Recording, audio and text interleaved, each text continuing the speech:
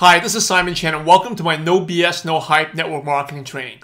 Members of my coaching mastermind groups can ask me questions on a weekly basis. And today's question comes from Charlotte out in Australia. And she asked that, I have a lot of friends in New Zealand who's interested, but I do want to know, how do I find out all about the trainings they can go to, and also what system or things that I need to think about in order for them to get them moving. I also have people interested in Boston and one in Ireland, but it's the trainings for them that I'm worried about. So, well, first, Charlotte's exciting. Growing a global business is one of the most exciting things that I've been through. Allows you to do travel later on as well. So there's a couple of things to I'd like to bring to your attention. First of all, obviously you probably talk to them whether through the phone, right, or you may have done Skype. So when you sponsor them, you probably calling them through Skype. When you do the trainings, it's the same thing. You need to do some type of online training. That will be the easiest way for you to get them moving. So for the ones who are new, you have to just like if someone signed up where you live, you would make an effort to meet them immediately, right? In your local area, probably meet them the first, especially the first month it gets started. You meet them maybe a couple times a week. Maybe they'll be going to your weekly trainings as well. So it's the same thing when you're doing internationally or long distance. You'd be doing the same thing, except for you'd be doing it online. So phone calls, okay, making yourself, setting consistent time every day to talk. If they have prospects, making yourself available, which may mean like you may have to wake up at 2 a.m. or 6 a.m. and do three-way phone call for them, right, to support them if they have a prospect. Those are very, very important things. So number one, you want to grow global, you have to make the sacrifices. I've had times where I'm not exaggerating, 2 a.m., 5 a.m., I've done meetings all the time, right, for a three-way calls, making myself available. Actually, when I used to have a voice over IP phone. This is way before Skype. I had a voice over IP phone where as long as I bought that modem, I can go anywhere. I was in Malaysia, and this is when I was in Asia, and I had to still support my US team. They will call that number, a US number, and it'll ring me in Malaysia, and I'll pick it up and I'll be able to support them. So those are a lot of sacrifices you have to do. Whatever you're doing locally right now, just do the same thing, but through the phone and online. Now, one of the things you have to do minimum is do a weekly meeting online. So you asked me what systems to use. I would use, like for example, doing a webinar, you can use GoToMeeting. That's what I use, or Microsoft Live, whatever it is, you got to choose some platform. I found GoToMeeting a good experience. What we use on a weekly mastermind calls, that's GoToMeeting.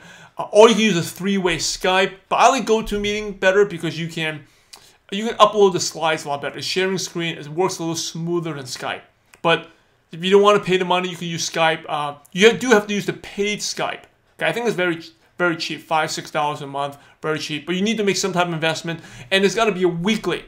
So just like you have a weekly local meeting, you do your own weekly trainings. And maybe you don't have that many people yet, so talk to your upline. I know your upline, she has people in different parts in Australia, and also she's interested in expanding, so she can do one, and then you invite everyone there, right? So you do one weekly webinar every week training. It's not 2 hours, 3 hours, it could be 1 hour, and the format could be very simple, just like updates, success stories, something about the products. You have 10 minutes on products, maybe 20 minutes on business skills, maybe 5-10 minutes on motivation, 1 hour. But you need to have a weekly training.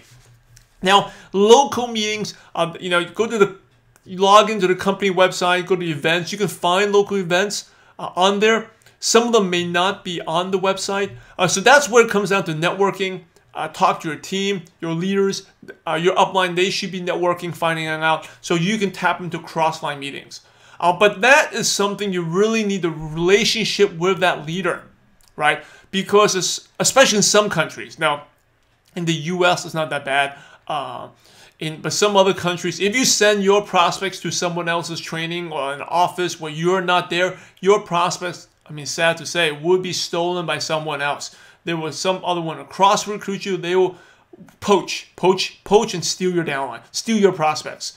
So that is something that's really, you have to be really careful about and really trust the person that's running that meeting, right? So if I'm in, if I have prospects and I know I have people out in Melbourne, I trust you, I have a relationship with you, I know I can send them to you, you're not going to poach me. And if I'm doing meetings in LA, trainings, you can send them to my trainings, and I'm not going to, you don't have to worry about me stealing, because you have a relationship with a mutual understanding. But sending to someone that you don't know really well, that there's always that risk.